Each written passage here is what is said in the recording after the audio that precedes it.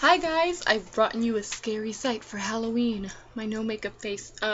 Also my little pumpkin friend is here, and my nieces and nephew have decided that this is a girl pumpkin, and her name is Princess Jackie the Jack-o'-lantern.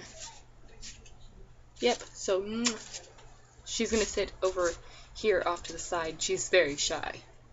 So I'm going to bring you the top 10, or my top 10, in my opinion, Halloween movies. This is The Return of the Vampire. If I had the original Nosferatu movie, that would be number 1, but I don't. But I do have this, and it's a classic. For the time period that it was made in 1918, the makeup and the effects and everything are pretty stunning for the time period that it was, with their lack of technology, at least the technology that we now know today. Next is the 1960s classic Night of the Living Dead. I first saw this movie when I was probably, I want to say 6 or 7, and it didn't really scare me as much back then because I don't think I really understood it, but as I got older and I really started kind of understanding it, I learned that if a zombie apocalypse ever happened, I need to get a freaking shotgun and I need to get a flamethrower, okay? Like that. And then I saw this picture too when I finally bought the movie. That one right there. And thought it was really awesome looking, but still had nightmares for a couple days over that picture. But yeah, so if you want to learn what a zombie apocalypse is going to be like, watch this and then do some research to learn how to protect yourself, because I did. Well, and am still doing. I don't want to go into that. But third movie. This is Queen of the Damned. This is a really, really great vampire movie. It was made in the 90s. But if you've read Anne Rice books, you know, like Interview with the Vampire, isn't that it? Well, the Vampire Lestat, books like that. These are a bunch of Anne Rice books. Well, not a bunch of them, but like 2 or 3 of them, I'm thinking, kind of like rolled into one. And you kind of, this is Vampire Lestat right here, and this is the Queen of the Damned. And he like wakes her up, and she's like an ancient. I'm not gonna explain the whole thing. You should just watch it. It's a great movie. Fourth one is this. Funny story about this one. I was not allowed to watch this until I was 14. Why? I have no clue why. Well, I do have a clue why. My family is kind of religious, so they were freaked out because they thought that this was like a real thing, and they had heard like a bunch of urban legends about how people went to see it, and then crazy stuff was happening to them, so I was not allowed to watch it. And then finally when I was 14, I convinced my mom to let me watch it, and I watched it, and I actually believed that it was real for the longest time, until recently when Chris and I watched it and then decided we're going to go out and try to do something like that. We're going to call out spirits, and we're going to try to play witch and see if there's a witch in our town and blah blah blah. But to do that, we decided to do like research on the movie and research on some other stuff, and whilst in doing all this, we found out that this movie isn't actually a true story, and it's not actually a real thing, and that was a bummer. And then we also found out they had a Blair Witch Project 2, which I have not watched. Sometimes sequels aren't that good, but that's not true for Freddy. He's on here too, so just stay tuned. Okay, I normally am not super freaked out by horror movies. They usually don't scare me too badly, but this movie scared the crap out of me. Like, it's so freaking creepy, like the girl in here, and it's based off of a Japanese horror movie, which Japanese horror movies are usually scary as hell. So, you know, and this one was like the girl and the tongue, like, I don't even want to go into that. It's so creepy. Just, if you want to be really creeped out, watch this video, because not only is the girl ghost thing a creep, but the guy in the movie is a creep for a whole different reason, which you will find out at the end. Just, yeah. Next movie. This one is a freaking classic. I love it. I love all the other spawns of it. The remake was okay, but the original is the best. This is Freddy. Nightmare on Elm Street. I've been watching him since I was 8 years old. This movie, actually, in my old room where my parents used to live, where I grew up at, inspired me to make my closet doors, like, they were like a mint green background with, like, red paint splattered all over them to make them look like blood spatters, and that's because this has been my favorite movie series since I was a small child, and it inspired me, and, yeah. The parts of my room, because of Freddy, would have been black, but my mom wouldn't let me do black, so I did brown and that weird green color and red because of Freddy. Because of Freddy. What can I say? I'm strange. I want my room painted like a movie monster. Next is House of a Thousand Corpses. Rob Zombie did freaking amazing on this.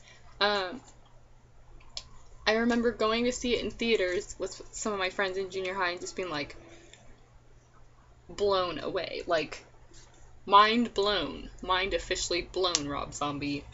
But I've never been afraid of clowns.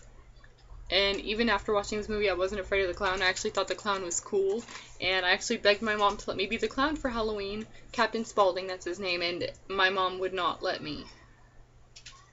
Or she also would not let me be any of the other characters. I don't know why, but she didn't. And that was a bummer. So, yeah. But officially... Oh, also, there's a rumor that Rob Zombie's in the movie. I've done some research. He is not in the movie. There's a guy, like... If you watch this movie, there's, like, this part where they're down in these tunnels, and this guy walks out, and he's wearing, like, a dirty rabbit suit, and everybody says it's Rob Zombie. I don't think that it is.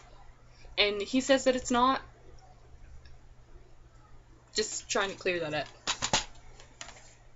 Next is another classic, Lost Boys, the official badass vampires of, like, forever. Okay? They don't sparkle, they don't act all emo and crap, okay? No, they're the real deal. They do not care. And this is the guy from 24, when he was, like, young. So, yeah. And then his son is in the second one, which is cool. But the second one and the third one aren't really that great, but this one is awesome, and I love it. And the first time I seen this, I can tell you the very, very first time I seen it, it was in After Halloween. Okay, there was a kid that used to live down the street from me named Bobby, and he wanted to have a Halloween party, but he was in trouble on Halloween, so he was not allowed to have a Halloween party. So his mom let him throw an after Halloween party, which means we got to get dressed up again and do, we got to make candy apples and have pizza and pig out and all that stuff. And that's when I watched this. I think I was like 7 or 9 or something. But ever since then, I've been obsessed with this movie. And that's kind of started my obsession with vampires. Because before, didn't really think much about them. I was more of a Freddy girl. Would watch any scary movies really. But then I saw this and kind of became obsessed with the vampires. And, yep. And that was it. And then the last two, they're not really scary movies, but they definitely are amazing Halloween movies to watch on Halloween. And the first one, you gotta love it. Nightmare Before Christmas. Not only do I watch this every Halloween, I watch it every Christmas. Jack Skellington is amazing. The artwork in this is amazing. Tim Burton did amazing at directing it and making all the art. Danny Elfman did amazing with the music, and I really just gotta say, like, out of everything that could have come out, like, since I was little, this has always been a super favorite. For the longest time, and sometimes I still do, but for the longest time, I used to carry this in my backpack or purse wherever I went. Even if I wasn't able to watch it, I would still carry it with me, because I loved it that much, and I still love it that much, because sometimes I still do carry it with me, but not really anymore. But yeah, yeah, it's just a classic. You gotta watch it because Jack Skellington's the king of Halloween, so you gotta watch on Halloween, and then he tries to take over Christmas, so you gotta watch on Christmas too. And lastly, but not leastly, the movie that spawned the song that they play on the radio multiple repeated times every single Halloween. Oh, it's backwards. Ghostbusters. Of course, of course, how could I do a Halloween movie countdown without Ghostbusters? Classic. It's a classic. This movie, really, when I was a kid, I loved all things paranormal and about ghosts and everything, and that's because since I was a very, very, very small child, probably even when I was a baby, this is one of my mom's favorite movies, and so I've probably been watching it since my mom was pregnant with me, maybe. Probably. But yeah, so this is number 10, and it's a classic. I mean, there's the goo ghost, there's a giant marshmallow guy at the end, there's all kind of other ghosts, and honestly, they have a second one. Honestly, I think they should make a third one and it be Next Generation and it be me, but, you know, that's just daydreaming. But anyways, bye guys, comment and subscribe, tell me your favorite Halloween movies, whether they be scary or not, down below to let me know. Just, I don't know, just because I think that would be cool. So comment and subscribe. Bye! Happy Halloween!